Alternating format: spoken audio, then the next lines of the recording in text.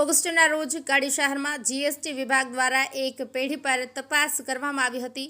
કડી શહેરની મધ્યમાં ટાવરની અંદર આવેલા શ્રીદેવી છાપ ખજાના ટ્રેડર્સમાં સેન્ટ્રલ જીએસટી ભાગે મોટી તપાસ હાથ ધરી હતી।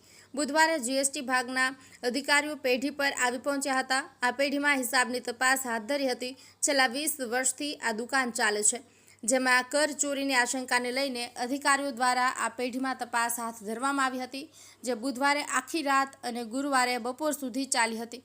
બપોર બાદ તપાસ પૂર્ણ થતાં વ્યાપારીએ દુકાન બંધ કરી દીધી હતી। આ સમાચાર કડી શહેરમાં ફેલાઈ જતા વ્યાપારીઓમાં ફફડાટ વ્યાપી જવા પામ્યો હતો।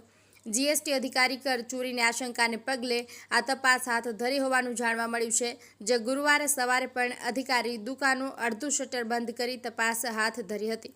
રાજુ ઠાકુર, કડી।